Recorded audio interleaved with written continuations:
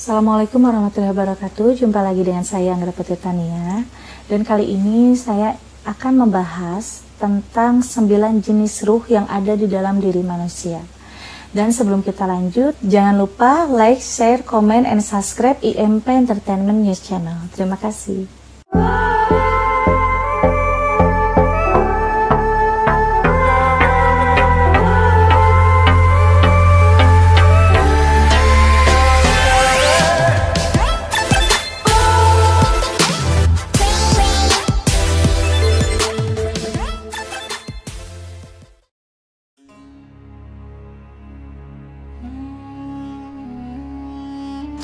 9 jenis ruh manusia ada di dalam kitab Ri'idatul Al-Qadir di bab ke-42. Dan untuk jenis ruh yang pertama itu adalah ruh idopi. Ruh idopi itu adalah ruh yang menguasai tubuh kita. Dan ruh idopi itu menguasai 8 ruh lainnya. Ruh idopi adalah ruh yang memang menguasai diri kita, menjaga kita dalam bangun dan tidurnya. Ruh idopi luar biasa karena memang ruh idopi itu kalau misalkan keluar dari tubuh berarti itu tandanya kita benar-benar meninggal. Untuk jenis ruh yang kedua itu adalah jenis ruh robani. Kenapa bisa dikatakan dengan jenis ruh robani? Jenis ruh robani itu auranya berwarna kuning dan jenis ruh robani itu yang benar-benar menguasai akal pikiran kita. Kadang-kadang kita tuh bisa berpikir, bisa mengingat sesuatu karena itu ada ruh robani yang ada di dalam diri kita. Saat ruh robani hilang atau keluar dari tubuh kita, di situ pun kita akan kehilangan akal pikiran dan tidak bisa memikirkan apapun atau mengingat apapun. Untuk jenis ruh yang ketiga itu adalah jenis ruh nabati. Ruh nabati itu jika hilang di dalam diri kita atau keluar dari diri kita tidak akan bisa merasakan hawa nafsu amarah, kita tidak akan bisa merasakan lapar, dan kita pun juga tidak akan bisa merasakan apa-apa. Aura dari jenis ruh nabati itu berwarna kuning kehijauan. Dan itu ada di dalam diri kita, makanya di dalam diri kita itu kita benar-benar suka ingin marah sendiri, suka ingin makan yang berlebihan, suka ingin mencaci maki orang, nafsu birahi pun juga muncul di dalam diri kita. Nah, disitulah kita harus bisa mengendalikan ruh nabati agar kita bisa terhindar dari berlebihan dalam perkara hal nafsu lama. Yang keempat itu adalah ruh jasmani. Ruh jasmani menguasai diri kita. Akhirnya manusia itu merasakan rasa sakit. Nah, kenapa manusia bisa merasakan rasa sakit saat disuntik, rasa sakit saat dicubit? Karena itu ada ruh jasmani di dalam diri kita. Jika ruh jasmani keluar dari tubuh kita tidak akan pernah merasakan apa-apa. Walaupun kita dicubit, kita disuntik, kita dipukul, kita nggak akan merasakan apapun. Karena ruh jasmani itu hilang di dalam tubuh kita atau keluar. Maka dari itu kita harus benar-benar bisa mengendalikan atau menyeimbangkan diri kita dan jenis-jenis ruh yang ada di dalam diri manusia. Yang kelima itu adalah jenis ruh kudus. Jenis ruh kudus itu adalah ruh suci yang auranya itu berwarna putih. Ruh suci itu bisa dikatakan ruh kudus karena memang ada di dalam diri kita yang suka membantu kita dalam berpandangan baik kepada siapapun. Nah, jika kita bisa mengendalikan atau kita bisa menyeimbangkan dengan ruh kudus, kita akan selalu berpikiran jernih. Kita akan selalu berprasangka baik kepada siapapun, tidak akan berprasangka buruk sedikit pun. Maka dari itu, ruh kudus harus benar-benar kita jaga di dalam diri kita agar tidak keluar dari diri kita. Kalau sampai keluar, kita akan selalu berprasangka buruk terus kepada orang, dan kita pun juga akan bisa berbuat jahat atau lebih jahat dari orang baik. Yang keenam itu adalah jenis ruh rohani. Jenis ruh rohani itu menguasai di dalam diri kita, dan kita itu selalu berbelas kasihan kepada orang lain jika bisa menyeimbangkan ruh rohani yang ada di dalam diri kita. Jika ruh rohani udah keluar di dalam diri kita tidak akan bisa berbelas kasihan kepada siapapun. Di situ kita akan hilang jati diri kita kalau kita tidak menguasai atau menyeimbangkan roh rohani yang ada di dalam diri kita. Roh rohani itu auranya berwarna kuning keunguan. Itu menandakan artinya bahwa kita harus bisa mengendalikan hati nurani, kolbu, dan juga bisa mengendalikan jati diri kita. Yang ketujuh itu adalah roh rohmani. Roh rohmani itu yang menguasai diri kita agar kita bisa selalu baik kepada siapapun.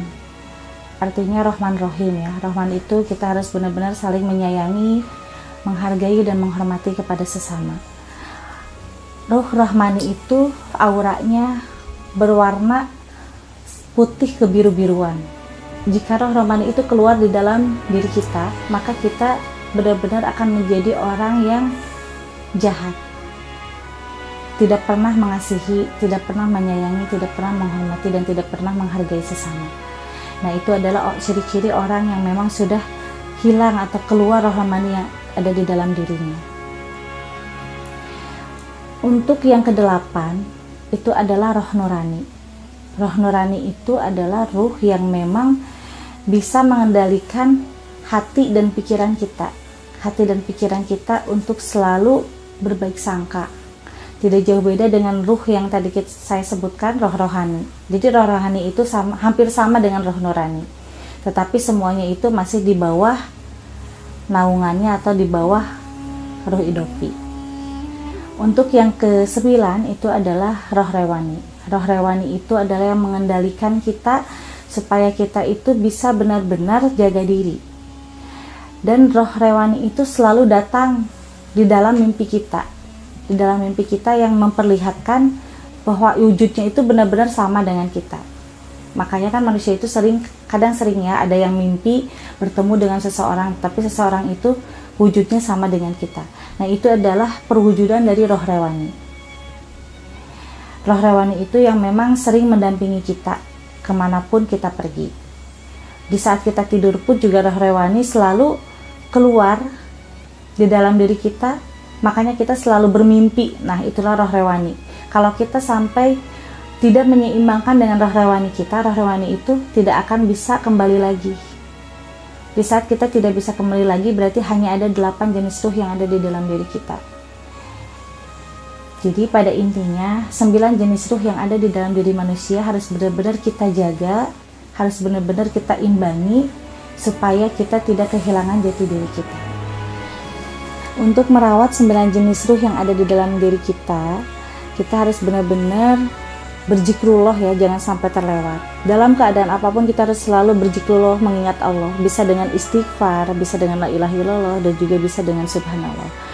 Nah, maka dari itu kenapa di saat orang tidur, berarti itu kan ruhnya keluar ya, keluar dari tubuh kita. Tapi kita kok masih bisa mendengar.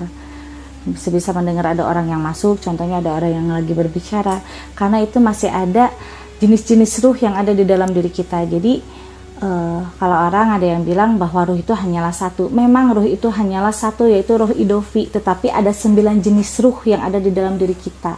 Di bawah-bawah roh idofi itu masih ada yang tadi saya sebutkan. Jadi totalnya ada 9 jenis ruh. Supaya kita bisa mengenal dengan jati diri kita harus benar-benar merawat dan mengetahui 9 jenis ruh yang ada di dalam diri kita untuk bisa diimbangi.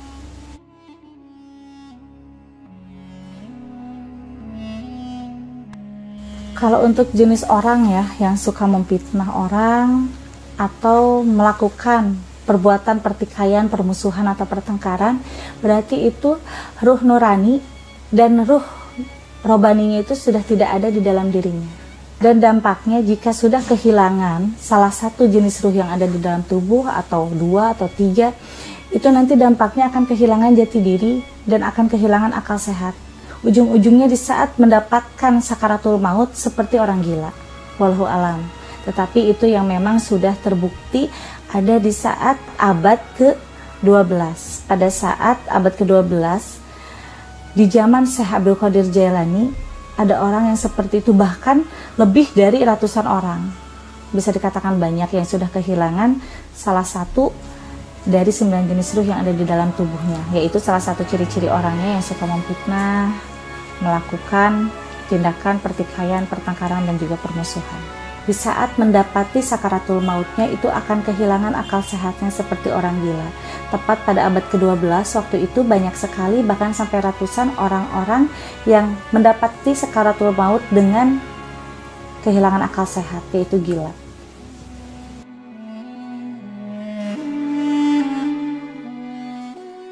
Itu yang hilang di dalam dirinya adalah roh nabati. Roh nabati itu yang benar-benar mengendalikan nafsu lawamah ya, yang dikatakan bahwa kalau kita sudah kehilangan roh nabati di dalam diri kita, dan kita juga sudah kehilangan roh rohani yang ada di dalam diri kita, itu pasti kita akan berbuat maksiat. Dalam kata artian maksiat itu, kita tidak mengenal dosa gitu, sampai akhirnya kelewatan batas.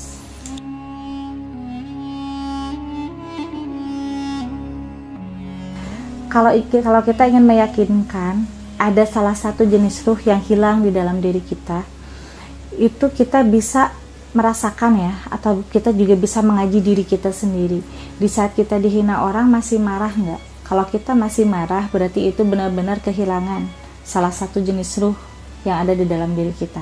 Tetapi kalau misalkan kita tidak pernah marah ataupun sakit hati gitu ya, berarti roh jasmani kita masih ada di dalam diri kita.